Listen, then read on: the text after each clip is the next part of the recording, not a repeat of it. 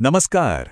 आज हम एक ऐसी शानदार कहानी में उतरने वाले हैं जिसने ब्रह्मांड में हमारी जगह की सोच को हमेशा हमेशा के लिए बदल दिया।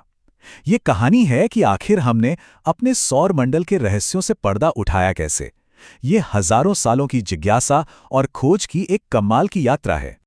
तो जरा सोचिए, ये सफर शुरू कब हुआ। ये तब की बात है जब हमारे पूर्वजों के पास आसमान को निहारने के लिए सिर्फ अपनी आंखें थीं। कोई टेलीस्कोप नहीं, कोई स्पेसशिप नहीं, बस रात का खुला आसमान था और उसे समझने की एक गहरी बेचैनी। और इस कहानी के हीरो कौन हैं? वो हैं ये महान विचारक।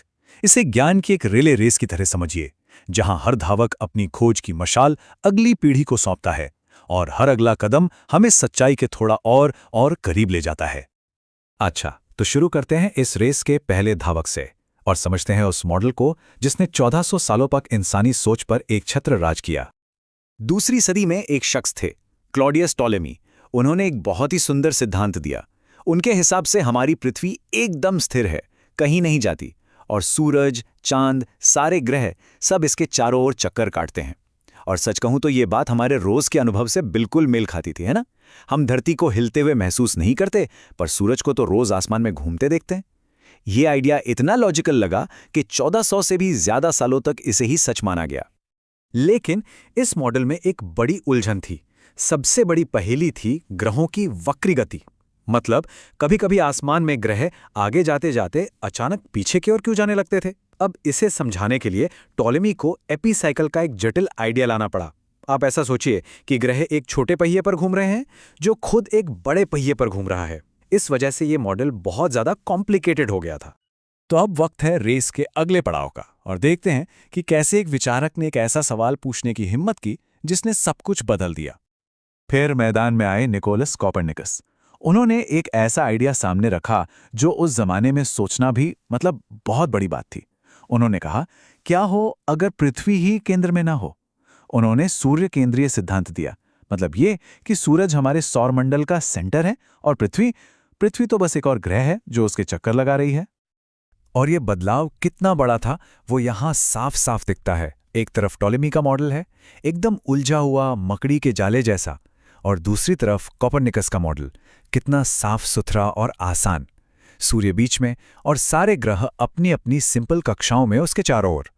इसने अचानक से पूरे ब्रह्मांड को बहुत सुंदर और समझने लायक बना दिया। ये सिर्फ एक नई थ्योरी नहीं थी, ये वो चिंगारी थी जिसने वैज्ञानिक क्रांति की आग लगा दी।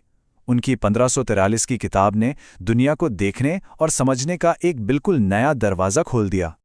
एक आइडिया होना एक बात है, पर उसे साबित करना बिल्कुल दूसरी।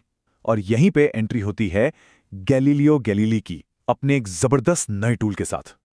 अपनी बेहतर बनाई हुई दूरबीन से गैलीलियो ने जो देखा, उसने सबकी सोच को हिलाकर रख दिया। उन्होंने देखा कि बृहस्पति के चारों ओर 4 चांद घूम रहे हैं। सोचिए, ये इस बात का पक्का सबूत था कि हर चीज पृथ्वी के चक्कर नहीं काटती। फिर उन्होंने शुक्र ग्रह की कलाओं को देखा जो ठीक हमारे चांद जैसी थीं। इससे यह साबित हो गया कि शुक्र सूरज का चक्कर लगाता है, पृथ्वी का नहीं। उनकी हर एक खोज कोपरनिकस के आइडिया को और मजबूत करती जा रही थी। लेकिन सच बोलने की एक कीमत होती है।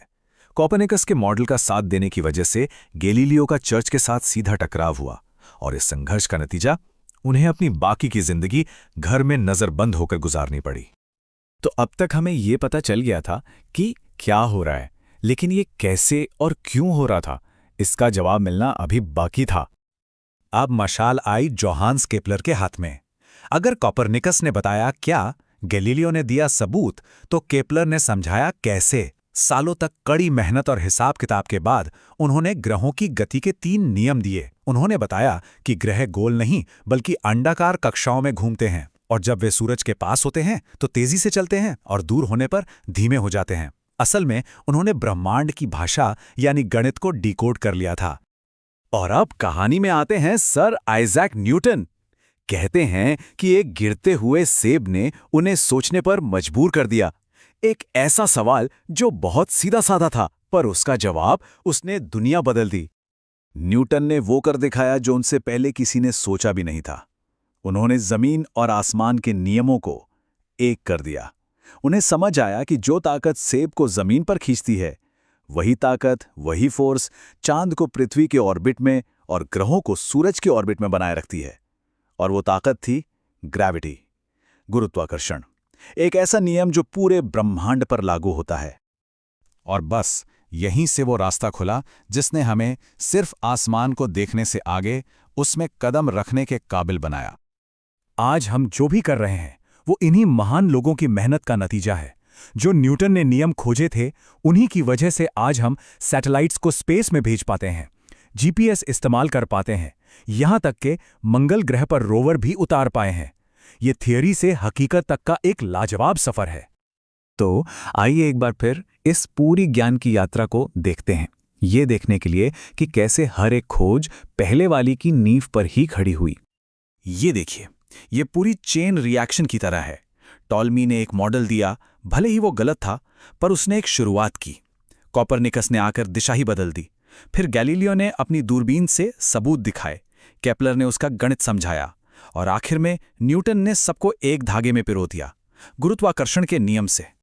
तो अगली बार जब कोई रात में आसमान की तरफ देखे, तो ये याद रखना जरूरी है कि वो सिर्फ तारे और ग्रह नहीं हैं। वो हजारों साल की इंसानी जिज्ञासा की, संघर्ष की और खोज की एक जीती जागती कहानी है। एक ऐसी कहानी जो आज भी लिखी जा रही है।